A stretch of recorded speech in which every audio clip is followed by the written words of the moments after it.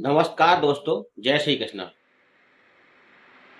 जैसा कि आप लोग देखते होंगे कि हमारे जीवन में हम कुछ भी करते हो, लेकिन हम लोग अच्छे वस्त्र पहनना चाहते हैं, अच्छी क्वालिटी के वस्त्र पहनना चाहते हैं और जीवन में प्रत्येक व्यक्ति खुद को बेहतरीन दिखाना चाहता है कि वो एक बेहतरीन व्यक्ति है और वो अच्छे कपड़े पहनता है। कपड़ों को लोग पहनते हैं और कपड़े पहनकर लोग अच्छे भी लगते हैं, अच्छे कपड़े, ब्रांडेड कपड़े। लेकिन हमारे समाज में एक बहुत बड़ी भ्रामकता चल रही है कि पहले लोग या जो महिलाएं कह लें, महिलाओं को कुछ ज़्यादा होता है कपड़ों का, उनको टोका-टाकी की जाती है। हमारे समाज में महिलाएं पहले एक वस्त्र पहनती थीं, साड़ी पहनती थीं, घाघरा चोली पहनती थी या सलवार सूट पहनती थी। हर राज्य का अलग-अलग अपना-अपना वेशभूषा था, यूनिफ़ॉर्म थी। तो लोग वैसे ही वेशभूषा पहनते थे। जैसा माहौल, जैसी संस्कृति, वैसे ही महिलाएं अपना कपड़ा पहनती थी। पुरुष भी माहौल के अकॉर्डिंग, राज्य के अकॉर्डिंग ही अपने वस्त्र पहनते थे। आज भी पहनते हैं, लेकिन धीरे-धीरे जो आधुनिकता की अंधी दौड़ में जो परिवर्तन हुआ है, उसमें कुछ परसेंट पुरुष भी बहुत ही घटिया क्वालिटी, बहुत ही घटिया टाइप के जो वस्त्र कहें वो पहनते हैं। लेकिन पुरुषों का बहुत ही परसेंटेज यहाँ पे कम होता है। लेकिन महिलाओं ने आधुनिकता, जिसको मॉडर्निटी कहते हैं, आधुनिकता की आड़ में पुरुषों को बोला है कि आप अपनी नज़र सही करिए, आंखें सही करिए, हम तो कपड़े ऐसे ही पहनेंगे। उन्होंने क्या किया, कपड़े कम कर दिए और बॉलीवुड और सिनेमा और यूरोप की जो सभ्यता है वो धीरे-धीरे हमारे देश में आने लग गई। और महिलाओं ने ये जो गलत धारणा है इसको अपना लिया। आधुनिकता का मतलब गंदे कपड़े या कम कपड़े पहनना बिल्कुल नहीं। आधुनिकता आपके विचारों में होना चाहिए, आधुनिकता आपके काम करने के तरीके में होना चाहिए, आपके कार्य की शैली होनी चाहिए और आपके काम करने की स्पीड में होना चाहिए और आप कैसे डेवलपमेंट करें उसमें आधुनिकता होनी चाहिए। कपड़ों में कम कपड़े पहनने से आप आधुनिक नहीं होते दोस्तों, क्योंकि अगर आप कम कपड़े पहनते हो या बिल्कुल नहीं पहनते हो तो आप पशु की श्रेणी में आ जाते हो, क्योंकि आपके जीवन में डिसिप्लिन नहीं रह गया है। अब हमारे जीवन में हम बात करते हैं यूनिफॉर्म कितनी इंपॉर्टेंट है। यूनिफॉर्म बहुत इंपॉर्टेंट है दोस्तों। एक जज भी काला कोट पहनकर अपने कोर्ट रूम में बैठता है जहां पर सुनवाई होती है। आपने देखा होगा, काला कोट पहनकर आता है। वकील काला कोट पहनता है और काला पीछे से कपड़ा भी डाल के आता है, और वैसे ही जज भी डाल के आता है। यहीं पर बात करें, आपने देखा होगा एक जो पत्रकार होते हैं वो भी एक माइक लेकर घूमते हैं, गले में आई कार्ड होता है और एक कैमरामैन भी उनके साथ में होता है, तभी आप उन्हें समझते हैं कि वो पत्रकार। अगर वो लोग ये सब ना करें तो आप लोगों ने आम आदमी समझेंगे, उनको वैल्यू भी नहीं देंगे। तो जो उनकी वेशभूषा है, उनकी कार्यशैली बताती है कि वो एक पत्रकार है। ऐसे ही एक पुलिस वाला, कांस्टेबल हो या कोई ऑफिसर हो, पुलिस अधिकारी हो, वो अगर बाजार में घूम रहा है और विदाउट यूनिफॉर्म घूम रहा है, नॉर्मल घूम रहा है, तो उसका अगर किसी से पंगा हो गया तो उसको वहाँ पर भीड़ पीट देगी, बहुत ही पेल देगी और बाद में पता चलेगा कि वो कोई पुलिस ऑफिसर था या कोई पुलिस वाला था, क्योंकि वो यूनिफॉर्म में नहीं था। यूनिफॉर्म आपके जीवन में बहुत ज़्यादा इम्पोर्टेंट रखती है, क्योंकि अगर आप यूनिफॉर्म पहने हो तो एक बार को बच जाओगे, भले ही आपने ओरिजिनल पुलिस वाले हो या नकली पुलिस वाले हो, लेकिन यूनिफॉर्म आपको बचाएगा। ओके, वैसे ही आपने देखा होगा, वकील को देखा है आपने, बता चुका हूँ मैं।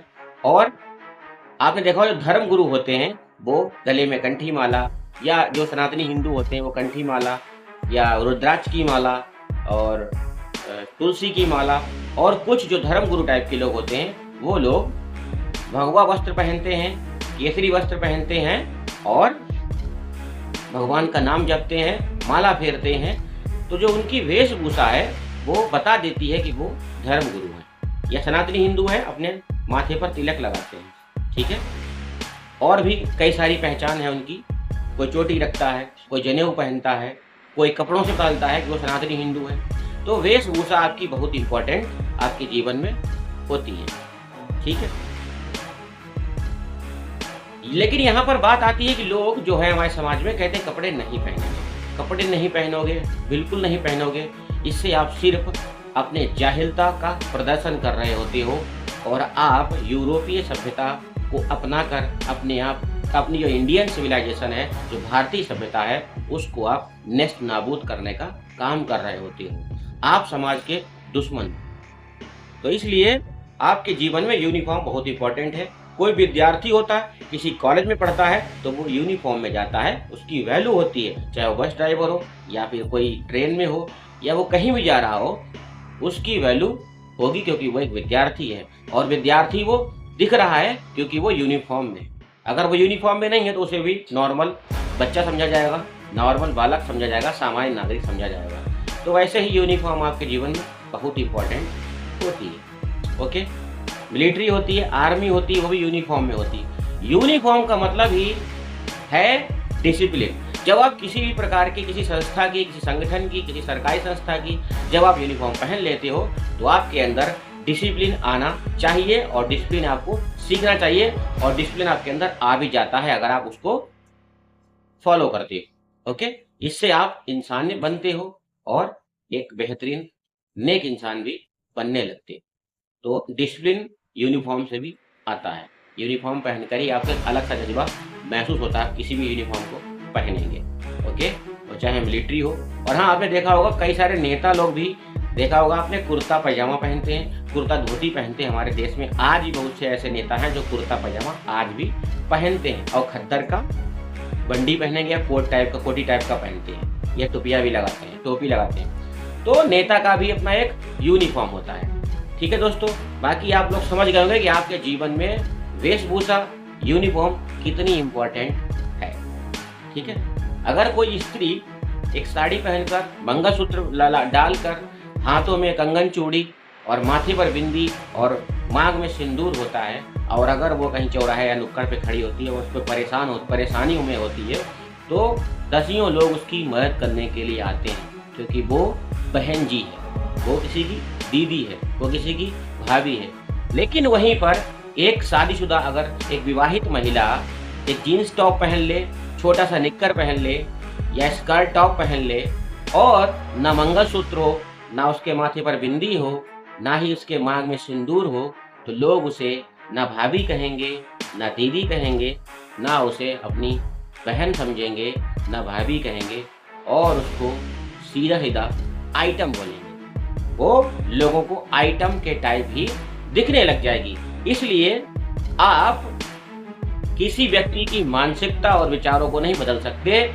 आप जो प्रेजेंट करते हो वैसे ही लोग आपको देखने लग जाते हैं। आप जिस टाइप से समाज में अपने आप को प्रस्तुत करेंगे, प्रेजेंट करेंगे, सामने जनता होगी वो आपको वैसे ही देखने लग जाएगी, उसका नज़रिया बदलने लग जाएगा। हम अपनी माँ को अलग नज़रिए से देखते हैं, हम अपनी बहन को अलग नज़रिए से देखते हैं, हम अपनी पत्नी को अलग नज़रिए से देखते हैं, लेकिन ये सभी हैं तो महिला प्रजाति ही। तो वैसे ही प्रत्येक व्यक्ति का नज़रिया बदलने लगता है। अब दोस्तों हम बात करेंगे, आपको एक बेहतरीन कहानी सुनाता हूँ जिसमें महिलाओं का मंच होता है और वहाँ पर एक पुरुष, एक जेंटलमैन जो होता है, वो महिलाओं को संबोधित कर रहा होता है इसी मैटर पे कि इंडियन सिविलाइजेशन को समझिए और भारतीय सभ्यता को दोबारा से उतना ही मजबूत बनाइए जैसे पहले मजबूत हुआ करती थी। तो वहाँ पर यही बात चल रही थी कि हम कपड़े क्यों पहने, हम पूरे कपड़े क्यों पहने, हम अपने अंग वस्त्र क्यों हम तो दिखाएंगे, हम तो अपने पार्ट्स को दिखाएंगे या जो भी है अपना उनका शरीर के जो भी है, माई बॉडी माई राइट, मेरा शरीर है तो मेरा अधिकार है, मैं तो कुछ भी करूँगी। इस तरह की वहाँ पर चर्चा चल रही थी और वो बालक उनको समझा रहा था, काफ़ी जेंटलमैन था। तो जेंटलमैन जो लड़का था वो very handsome, very smart, brilliant था और उसने पैंट शर्ट और टाई कोट सब कुछ पहन रखा था। वो बहुत ही जेंटलमैन लग रहा था, सज्जन व्यक्ति लग रहा था। प्रत्येक महिला उसकी तारीफ कर रही थी, महिलाएं उसकी प्रशंसा करते हुए नहीं थक रही थी और कुछ तो उसको लाइक भी कर रही थी। लेकिन अचानक से उसी लड़के ने मंच पर खड़े हुए होते ही मंच पर खड़े खड़े अपने कपड़े निकालने शुरू कर दिए। कभी उसने कोट निकाल के फेंक दिया, कभी उसने टाई निकाल के फेंक दी, कभी उसने शर्ट निकाल के फेंक दी और एक बार तो उसने पूरा कपड़ा ही निकाल के मंच में फेंक दिया और वो निक्कर और बनियान में रह गई। एक बार उसने बनियान भी निकाल कर फेंक दी। ये सब करते हुए जब महिलाएं देख रही थी तो महिलाएं उस पर हावी हो गई, मारने को दौड़ने लगी। ये कुत्ता है, ये कमीना है, ये इडियट है, ये मक्कार है, धूर्त है, ये दुष्ट है, ये शैतान है और ये आदमी सही नहीं है, ये गंदा है, ये नंगा आदमी है। जिस महिला के मुंह में या जुबान में जो भाषा आई, जो शब्द आए, उस महिला ने उस व्यक्ति को उतनी गालियां दी और उसको मारने के लिए सब दौड़ पड़ी। लेकिन उसने मन से बोला, रुक जाओ रुक जाओ रुक जाओ, सावधान, पहले मेरी बात सुनो। उसने बोला, सावधान, पहले मेरी बात सुनो। तब महिलाएं सावधान हुई और उसकी बात को सुनने लगी। तब उसने कहा, देखो अभी मैं कपड़े पहन के खड़ा था, बहुत ही अच्छा लग रहा था, कोई मुझे भाई समझ रहा था, कोई मुझे अपना बेटा समझ रहा था, कोई मुझे अपना भतीजा समझ रहा था, कोई मुझे एक अच्छा नागरिक समझ रहा था, सब मेरी तारीफ कर रहे थे।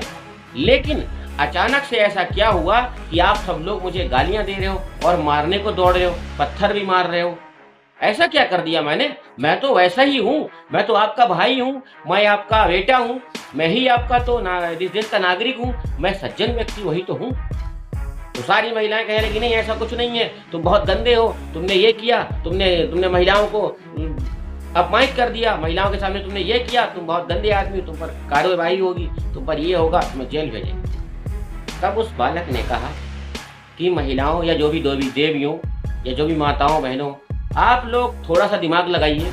अभी जब मैं ऐसे यूनिफॉर्म में था तो आप लोग मेरी तारीफ कर रहे थे, जैसे ही मैंने कपड़े निकालना शुरू किए आप लोग मुझे गाली देने लगे।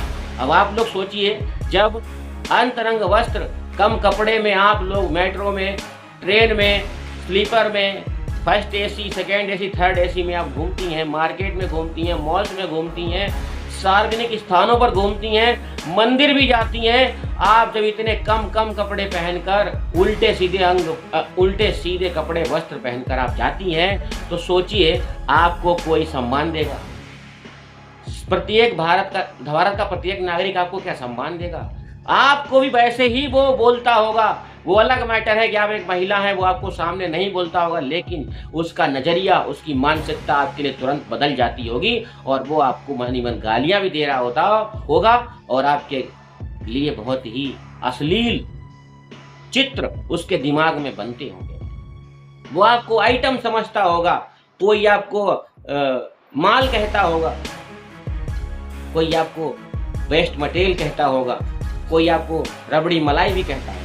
उसके दिमाग में, उसके मानसिक जो भी वो सोच रहा होगा, जैसा उसका विचार है, स्तर है उसका सोचने का, वो उस हिसाब से ही आपके बारे में सोच रहा होगा। तो आप लोग समझ रही होंगी हमारी बातों को। तो सारी महिलाएं अवाक थी, कोई महिला बोल नहीं रही थी, सब उसको ध्यान से सुन रही थी, सब की सब खामोश थी और उसकी बात पर सब एग्री हो रही थी कि यू आर राइट, आप सही कह रहे हैं। तो यहाँ पर इस कहानी का मतलब सिर्फ यही है कि आधुनिकता या मॉडर्निटी का मतलब सिर्फ यही नहीं है कि आप एक छोटी सी टी शर्ट पहन लें और अपनी नाभि, कमर, पीठ, कंधे, बगल, टांगे, लेग्स, थाई, जांग, ये सब आप इसका नुमाइश करें। कुछ तो महिलाएं अपने बक्ष स्थल का भी नुमाइश करती हैं, हाफ खोल लेंगी, हाफ दिखाएंगी। कुछ ऐसी 75% खोल लेंगी और 25% छुपा लेंगी। ऐसी महिलाएं भी मार्केट में और हमारे देश में कपड़े पहनकर घूमती हैं। आप समझ रहे हो, 75% बक्ष स्थल को ढकेंगी और वो 75% बक्ष स्थल को शो करेंगी, प्रदर्शन करेंगी उसका, और 25% उसको छुपा लेंगी। सोचिए, हमारे सभ्यता में ऐसा कभी था ही नहीं। हमारी सभ्यता में आज भी 70 साल की माताएं चुनरिया ओढ़कर घर से निकलती हैं। आज भी गांव में आप देख लीजिए, आज भी 60-70 साल की महिलाएं भी शॉल, चुनरिया ओढ़कर निकलती हैं। वो है हमारी भारतीय सभ्यता, और वो चुनरिया ओढ़कर निकलती हैं, इसका मतलब ये नहीं कि वो फूहड़ हैं, वो रूढ़िवादी हैं, या वो पाश्चात्य सभ्यता में जी रही हैं, या वो बहुत ही पुरानी विचारधारा की हैं, ऐसा कुछ नहीं है। बहुत सी महिलाएं पढ़ी लिखी हैं और गवर्नमेंट जॉब भी कर चुकी हैं, रिटायर हो चुकी हैं, लेकिन उन्होंने अपनी सभ्यता को, अपनी संस्कृति को, अपने भारत भूमि को, जो उनकी परंपराएं हैं, उनको नहीं छोड़ा है दोस्तों। पैसा कितना भी कमाओ, कितने भी अमीर बन जाओ, लेकिन अपनी सभ्यता से समझौता मत करो, अपनी संस्कृति को बचाए रखो। आज मैं आपको एक बहुत बड़ा एग्जाम्पल दे रहा हूँ। हमारे देश के क्या, एशिया के बहुत अमीर आदमी हैं, धीरू भाई अंबानी के बेटे मुकेश अंबानी भैया। उनकी पत्नी आप देखिए, उनके बच्चे देखिए, उनके मुंह से आपको संस्कृति और सभ्यता झलक रही है। उनके कपड़े पहनने के स्टाइल, आप उनकी पत्नी को देख लीजिए, वो लोग कितना धार्मिक और कितना संस्कारी हैं, कितनी इंडियन सिविलाइजेशन के कूट कूट के भरी हुई है। लेकिन आपके मोहल्ले में एक चवन्नी का आदमी, 10-20 लाख रुपए कमाने वाला आदमी जो कमा लेता है, वो पागल हो जाता है, पगलिया जाता है। वो अपने आप को अंग्रेज की औलाद समझने लगता है, अंग्रेजी थोड़ी बहुत बोलने लगता है, 10-5%। अरे ऐसी खिचड़ी, ऐसी जिंदगी मत जियो यार। भारत देश में हम, हिंदी हमारी मातृभाषा है और हिंदी बहुत इम्पॉर्टेंट है, हमारी संस्कृति बहुत इम्पॉर्टेंट है। इसको बनाए रखने के लिए आप हमसे जुड़ सकते हैं, हमारा सहयोग कर सकते हैं। हम इस पर मुहिम चलाएंगे और अपने भारतीय संस्कृति पर हमें गर्व है और हम इसको बचाने के लिए पुरजोर कोशिश करेंगे, समाज में जागरूकता लाएंगे और प्रयास करते रहेंगे दोस्तों। अगर आपको हमारी वीडियो अच्छी लगी हो तो लाइक करें, शेयर करें, सब्सक्राइब करें, और अगर आपको कोई सुझाव लगता हो, आपको दिमाग में कोई, आपके मस्तिष्क में ऐसा कोई सुझाव आता हो जो आप हमें दे सकते हैं, तो आप हमें कमेंट सेक्शन में ज़रूर बताएं। अपना कमेंट करके बताएं कि आपको हमारी वीडियो कैसी लगी, हमारी बातें कैसी लगी, और हमारे चैनल को सब्सक्राइब कर लें और इसको शेयर भी करें ताकि लोग इसे देखें दोस्तों। वीडियो लंबी हो गई है, लेकिन फिर भी आप पूरी वीडियो देखना, अंत तक देखना, बहुत लंबी नहीं हुई है क्योंकि बातें सारी होती रहती हैं। और वीडियो जरूर देखना, पूरी वीडियो देखना दोस्तों। जय श्री कृष्णा, जय श्री राम।